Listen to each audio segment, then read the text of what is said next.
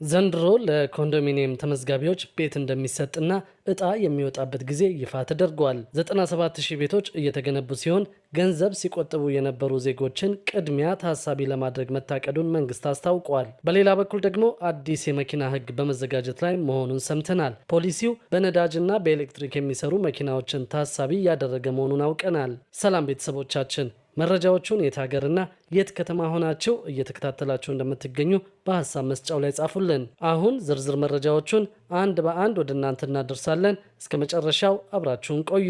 አዲስ የመኪና ሕግ በመዘጋጀት ላይ መሆኑን ሰምተናል። ፖሊሲው በነዳጅና በኤሌክትሪክ የሚሰሩ ተሽከርካሪዎችን ታሳቢ ያደረገ መሆኑን አውቀናል። ለአውቶሞቲቭ ኢንዱስትሪው ረቂቅ ፖሊሲ ማዘጋጀቱን ያስታወቀው የትራንስፖርትና ሎጂስቲክስ ሚኒስቴር ነው። ከዚህ በፊት ራሱን የቻለ የአውቶሞቲቭ ኢንዱስትሪ ፖሊሲ ባለመኖሩ አዲስ ረቂቅ ፖሊሲ ተዘጋጅቶ ለውይይት መቅረቡ ተገልጿል። የትራንስፖርት ሚኒስትሩ አማካሪ አቶ ከድል ማግስት ኢብራሂም እንደተናገሩት ረቂቅ የአውቶሞቲቭ ኢንዱስትሪ ፖሊሲው የሀገሪቱን ስትራቴጂካዊ እቅድ መነሻ በማድረግ መዘጋጀቱ ታውቋል። ፖሊሲው የኢትዮጵያ አውቶሞቲቭ ኢንዱስትሪ ምን እንደሚመስል፣ ቀጣይ እቅዶችንና ተያያዥ ጉዳዮችን በተመለከተ የሚነሱ ጥያቄዎችን ለመመለስ መዘጋጀቱን ገልጸዋል። ፖሊሲው ነዳጅና ኤሌክትሪክ ወይም ታዳሽ ኃይል የሚጠቀሙ መኪናዎችን ታሳቢ በማድረግ መዘጋጀቱን፣ መኪናዎች ከውጭ እንዴት እንደሚገቡ፣ መኪናዎቹ ማሟላት ስለሚኖርባቸው የጥራት ደረጃ የመኪና አምራች ኩባንያዎች በሀገር ውስጥ ማምረቻና መገጣጠሚያ እንዲገነቡ ስለሚበረታቱበት ሁኔታ በረቂቅ ፖሊሲ ውስጥ መካተቱንም አቶ ከድል ማግስት አስረድተዋል። በፖሊሲ ዝግጅቱ ላይ ከትራንስፖርትና ሎጂስቲክስ ሚኒስቴር በተጨማሪ የኢንዱስትሪ ሚኒስቴር፣ የፕላንና ልማት ሚኒስቴር፣ የክልል ቢሮዎችና ሌሎች ተቋማት እየተሳተፉበት እንደሚገኙ አውቀናል። ረቂቅ ፖሊሲው በፍጥነት ለውይይት ቀርቦ ወደ ትግበራ እንዳይገባና እንዲዘገይ ካደረጉ ምክንያቶች መካከል አንደኛው የተቋማት ኃላፊዎች ቶሎ መቀየር መሆኑን አማካሪው ጠቅሰዋል። በአንድ ዓመት ጊዜ ውስጥም በረቂቅ ፖሊሲው ላይ ጉዳዩ የሚመለከታቸው አካላት ውይይት ካደረጉበት፣ ማሻሻያዎች ከታከሉበትና የፍትህ ሚኒስቴር አስተያየት ከሰጠበት በኋላ በሕዝብ ተወካዮች ምክር ቤት ቀርቦ ይጸድቃል ተብሎ ይጠበቃል። ከዚህ በፊት እንደ ቮልስዋገን፣ ቶዮታና ሌሎችም ዓለም አቀፍ የመኪና አምራች ኩባንያ መሪዎች ኢትዮጵያን በጎበኙበት ጊዜ የአፍሪካ ገበያን እንደሚፈልጉ፣ በኢትዮጵያ በኢንቨስትመንት መሰማራት ቢፈልጉም ግልጽ የአውቶሞቲቭ ኢንዱስትሪ ፖሊሲ የላትም የሚሉ አስተያየቶችን መስጠታቸው ይታወሳል። ረቂቅ ፖሊሲው ተሽከርካሪ አምራች ኩባንያዎች ለምርት የሚረዷቸውን ግብዓቶች ከቀረጥ ነፃ እንዲያስገቡ፣ የተገጣጠሙ ተሽከርካሪዎችን ለሀገር ውስጥና ለውጭ ገበያዎች እንዲያቀርቡ ለማበረታታት መዘጋጀቱም ታውቋል። መቀመጫውን አሜሪካ ያደረገው ዓለም አቀፍ የንግድ አስተዳደር ተቋም ባወጣው ሪፖርት መሰረት በኢትዮጵያ የመኪና ንግድ በዓመት የ10 በመቶ እድገት በማሳየት ላይ ይገኛል። እንደ ሪፖርቱ ከሆነ በኢትዮጵያ 9 ዓለም አቀፍ ኩባንያዎች ምርቶቻቸውን የሚገጣጥሙ ሲሆን ኪያ፣ ሃዩንዳይ፣ አይሱዙ፣ ፔዦ፣ አይቪኮ እና ሌሎች የቻይና ኩባንያዎች እንደሚገኙበት ታውቋል። ኢትዮጵያ በነዳጅ የሚሰሩ መኪናዎች ወደ ሀገር ውስጥ እንዳይገቡ እገዳ የጣለች ሲሆን ይህም በዓለም ላይ የመጀመሪያዋ ሀገር እንዳደረጋት ታውቋል። በኢትዮጵያ የኤሌክትሪክ መኪናዎች ቁጥር ከ10 ዓመት በኋላ ወደ 150 ሺህ እንደሚደርስ ይጠበቃል።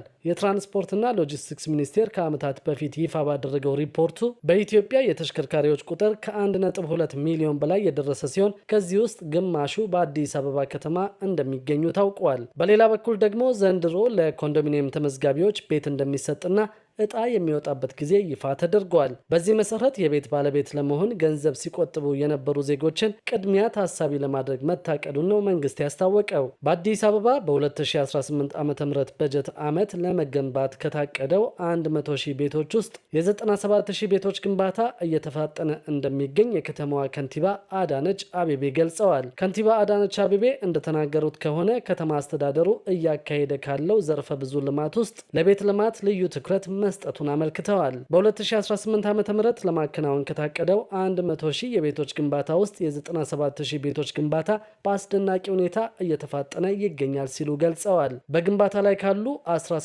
ሳይቶች መካከል በገርጂ፣ በቱሉ ዲምቱ፣ በገላንጉራ የመጀመሪያና ሁለተኛ ምዕራፍ፣ በአቃቂ ቃሊቲ ወርቆ ሰፈር እንዲሁም በንፋስ ስልክ ላፍቶ የገበያ ማዕከል እየተገነቡ ያሉትን ቤቶች አፈጻጸም መገምገሙን ጠቁመዋል። ግምገማ የተደረገባቸው ሳይቶች ፕሮጀክቶች ከተጀመሩ ከ6 እስከ 7 ወር ቢሆንም ቀንና ማታ ያለማቋረጥ በመስራት እጅግ ትጉ በሆኑ ኮንትራክተሮች፣ ማህበራት፣ አማካሪዎች፣ ትጉ አመራሮችና በዘመናዊ ቴክኖሎጂ በመታገዝ በአሁኑ ወቅት አበረታች ደረጃ ላይ መድረሳቸውን ገልጸዋል። በሳይቶቹ ከ200 ሺህ በላይ ለሚሆኑ ዜጎች የስራ ዕድል መፈጠሩንና በርካታ ኮንትራክተሮችና ማህበራት በአዲስ የስራ ተነሳሽነትና በትጋት እየሰሩ ይገኛሉ ብለዋል። የከተማ አስተዳደሩ ትኩረት የቤቶቹ ግንባታ ፍጥነት ብቻ ላይ ሳይሆን ከቤት አቅርቦት የዘለለ በተሻሻለ ዲዛይን ጤናማ ውብና ዘመናዊ የመኖሪያ መንደሮችን መገንባት ላይ መሆኑን ጠቅሰዋል። የከተማ ግንባታ ጥራትን ለማረጋገጥ የአዲስ አበባ ሳይንስና ቴክኖሎጂ ዩኒቨርሲቲ በአማካሪነት ከከተማ አስተዳደሩ ጋር በጋራ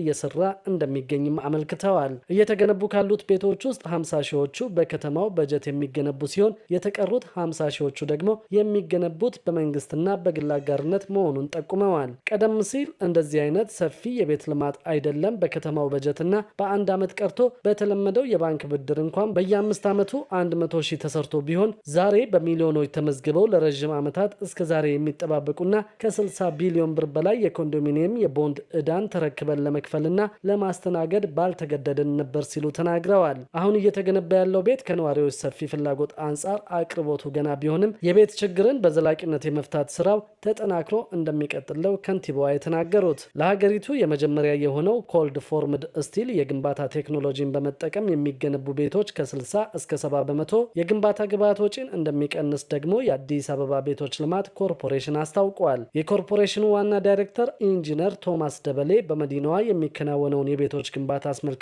እንደተናገሩት አዲሱን ቴክኖሎጂ በመጠቀም የሚገነቡ ቤቶች ከ60 እስከ 70 በመቶ የግንባታ ግብዓት ወጪን እንደሚቀንስ ተናግረዋል።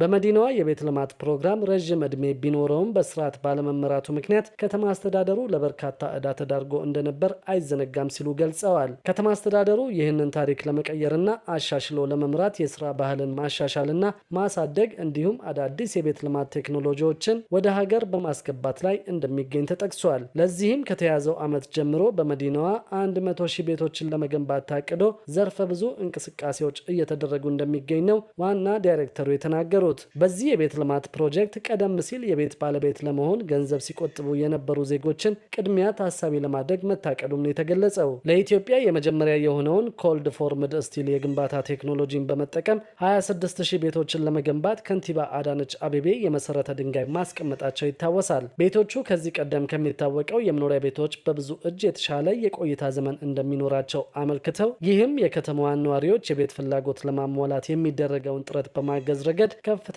ድርሻ እንዳለው አብራርተዋል። ከዚህ በተጨማሪም ቤቶቹ ለዜጎች ኢኮኖሚያዊ በሆነ መንገድ በላቀ ጥራት እንዲሁም በፍጥነት ማድረስ የሚያስችል አዲስ የህንፃ ግንባታ አሰራርን እውን የሚያደርግ በመሆኑ በግንባታ ወቅት ለበርካታ ዜጎች የስራ ዕድል እንደሚፈጥር አብራርተዋል። የተጀመረው የቤት ግንባታ የቤት ልማት መርሃ ግብሩን ሁሉን አቀፍና ተደራሽ በማድረግ ለዜጎች የተሻለ መጠለያን ለማጎናጸፍ አስቻይ ሁኔታ ይፈጥራል ተብሏል። አስተዳደሩ የቤት ልማት መርሃ ግብሩን የሚያቀላጥፉ ቴክኖሎጂዎችን ከሁሉም አቅጣጫ በማፈላለግ የመኖሪያ ቤት ተደራሽነት ላይ ትኩረት አድርጓል ሲሉ ተናግረዋል። በዚህም መሰረት ተጨባጭ ውጤቶችን በማስመዝገብ ላይ እንገኛለን ሲሉ ነው የገለጹት።